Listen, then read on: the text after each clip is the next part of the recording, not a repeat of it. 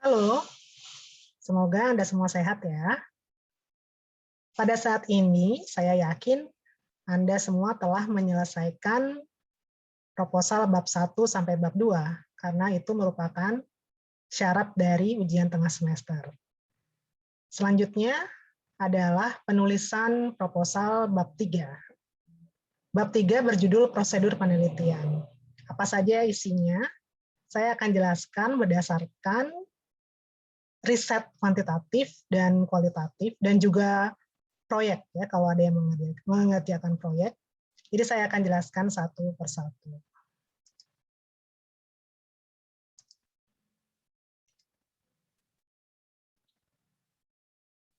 Nah, berikut ini adalah bab 3 prosedur penelitian. Dan ini adalah lanjutan dari contoh dari bab 1, bab 2 penelitian kuantitatif. Ya. Nah, bab 3 dengan judul prosedur penelitian ini terdiri dari beberapa subbab. Yang pertama adalah subbab 3.1, yaitu metodologi penelitian. Nah, dalam metodologi penelitian ini, Anda jelaskan ada berapa metodologi penelitian. Misalnya kan ada 2, penelitian kualitatif dan juga penelitian kuantitatif. Jelaskan metodologi penelitian yang Anda gunakan berdasarkan judul atau proposal yang telah Anda buat.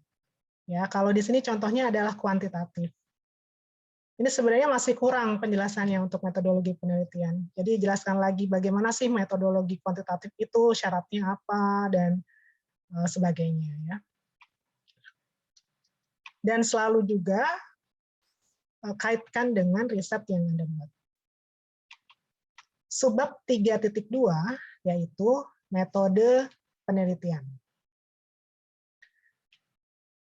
Pada metode penelitian ini, sesuaikan dengan metodologi Anda. Kalau metodologi kuantitatif, metode penelitiannya biasanya apa?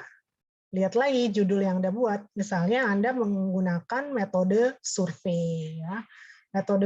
Metodologi kuantitatif itu ada beberapa macam metode penelitian, yaitu survei dengan menyebarkan kuesioner, lalu analisis isi juga bisa, dan sebagainya. Jadi jelaskan metode penelitian yang Anda gunakan. Seperti itu ya. Lalu 3.3 adalah sifat penelitian. Nah, sifat penelitian ini ada 3, yaitu sifat eksploratif, eksplanatif, dan deskriptif.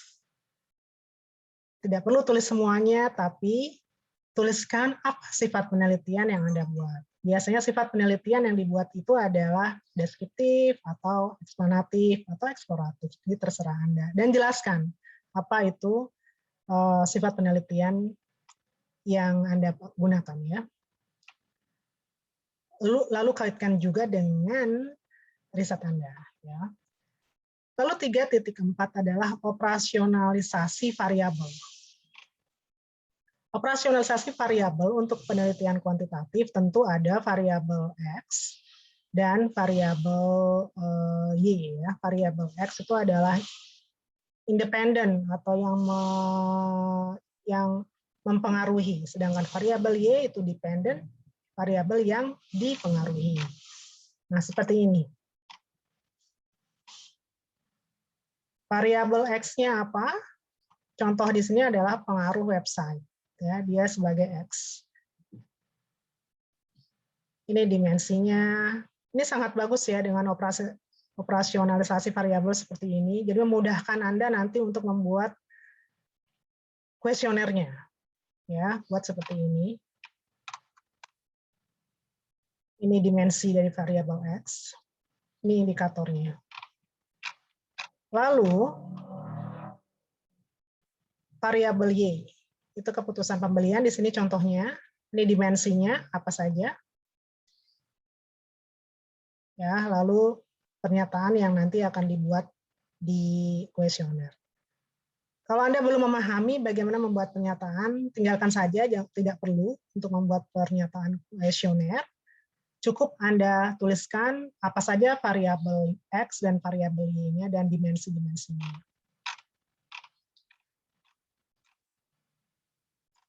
Selanjutnya adalah populasi. Jadi perlu diingat bahwa untuk penelitian kuantitatif itu harus ada siapa populasi dari riset itu, ya, ada berapa. Nah, itu dituliskan di sini seperti contoh di sini, ya. Lalu sampelnya. Untuk sampel Anda jelaskan bagaimana menarik sampelnya. Ya, biasanya dengan rumus. Nah, seperti ini rumus Lovin. Nah, dari populasi, misalnya populasinya tadi 2.800-an, ini populasinya, lalu sampel yang didapat berapa? Ini yang nanti akan diteliti. Nah, karena ini 96,6 belum mendekati 100, jadi dibulatkan saja menjadi 100. Ya, itu bisa. Ini 97, seharusnya 100-nya sekalian. Ya. Lalu jelaskan bagaimana cara menyebarkan kuesioner dan sebagainya. Nah, ini adalah teknik pengumpulan data. Subbab selanjutnya ya. Teknik pengumpulan data ini, nah ini ada kuesioner, observasi, studi pustaka. Ini yang digunakan untuk penelitian kuantitatif riset ini. Karena tentu menyebarkan kuesioner, lalu melakukan observasi, paling tidak melihat bagaimana website dari perusahaan yang diteliti, ya. Lalu studi pustaka tentunya, karena Anda akan banyak sekali membaca buku maupun jurnal. Lalu teknik analisis data. Teknik analisis data kuantitatif itu biasanya menggunakan SPSS. Tapi kalau analisis isi misalnya tentu tidak menggunakan SPSS ya, menggunakan teknik analisis data yang lain. Lalu skala pengukuran. Bagaimana skala pengukurannya yang digunakan? Nah, misalnya ini dari 4 skala yang digunakan adalah skala interval dengan menggunakan skala Likert. Ya, ini contohnya. Lalu uji validitas. Jelaskan saja dulu karena Anda belum meneliti ya dan belum melakukan uji pretest. Jadi jelaskan saja dulu bagaimana uji validitasnya dan juga uji reliabilitasnya. Jadi tidak perlu ada perhitungan seperti ini. Nah, ini uji reliabilitas. Jelaskan saja. Cukup. Lalu ini bagaimana penghitungannya, analisis distribusi frekuensi, jelaskan saja dulu. Tidak perlu dihitung tentunya karena belum meneliti ya. Nah, ini ada rumus-rumusnya. Nah, seperti ini. Lalu peneliti ini juga menggunakan analisis regresi linear berganda ya. Seperti ini. Dan tentu ada juga uji hipotesis. Bagaimana hipotesis yang Anda buat pada penelitian kuantitatif di riset Anda khususnya ya. Nah, seperti ini. Ini hipotesis penelitian seperti ini.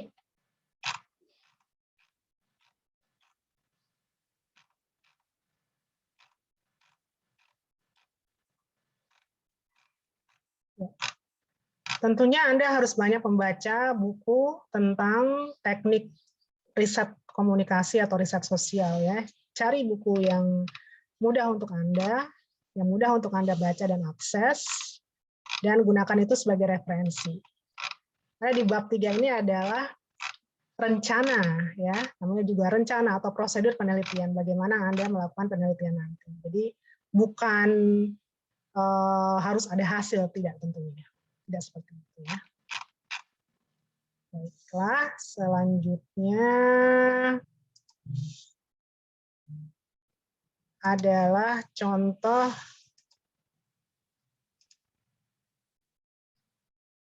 prosedur penelitian pada riset kualitatif ya. Hampir sama, subbabnya juga hampir sama, ada metodologi penelitian, jadi apa yang digunakan, kalau kualitatif berarti kualitatif tentunya. Jelaskan, nah seperti ini lengkap sekali ya. Riset ini menggunakan penelitian kualitatif, mengapa demikian, dan ini lihat ada fokusnya ya. Lalu penelitian kuantitatif itu atau metodologi kualitatif itu mempunyai beberapa metode penelitian. Jadi sesuaikan dengan riset Anda. Misalnya Anda analisis isi kualitatif itu bisa ya, yang menggunakan analisis isi kualitatif. Lalu semiotika itu masuk kualitatif. Jadi metode penelitiannya adalah semiotika atau analisis framing atau analisis wacana, atau yang biasa saja misalnya tentang strategi, tentang persepsi, buat metode penelitiannya wawancara mendalam. Ada juga studi kasus. Nah, itu termasuk metode penelitian di ranah kualitatif. Ya, jelaskan apa metode penelitian yang Anda gunakan. Ya. Lalu sifat penelitian. Ada 3 yang tadi ya, ada eksplanatif, eksploratif, juga deskriptif. Yang mana yang Anda pakai satu saja? Jelaskan. Berbeda dengan kuantitatif yang menggunakan operasionalisasi variabel, pada penelitian kualitatif, Anda harus menuliskan definisi konseptual. Apa saja definisi yang menjadi pokok penelitian Anda ya. Misalnya di sini adalah tentang strategi public relations, kalau kita sambungkan ya dengan contoh sebelumnya. Nah, jelaskan apa itu definisinya ya, dan sebagainya. Lalu, pada penelitian kualitatif itu membutuhkan informan ya, jadi bukan responden namanya, tapi informan. Nah, siapa saja informannya itu dituliskan di sini, di bagian sini. Apa jabatannya, usianya berapa, mengapa dia dijadikan informan, dan segala macam.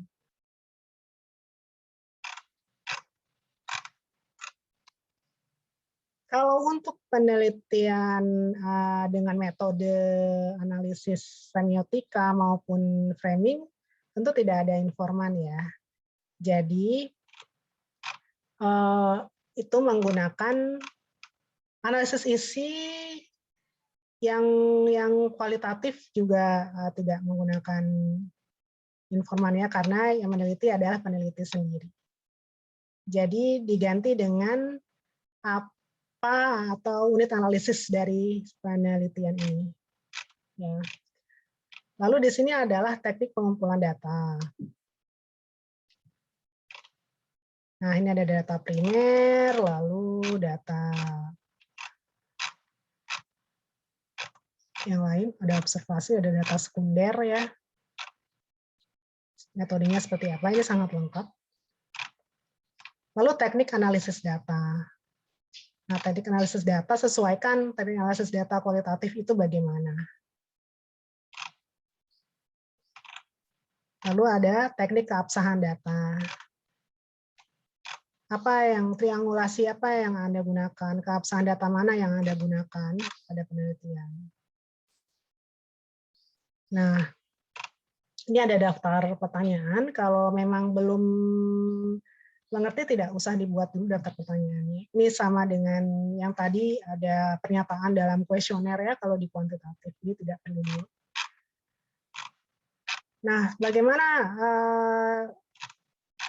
penulisan kualitatif ini, penulisan prosedur penelitian kualitatif ini, baca saja buku tentang riset ya, tentang riset kualitatif.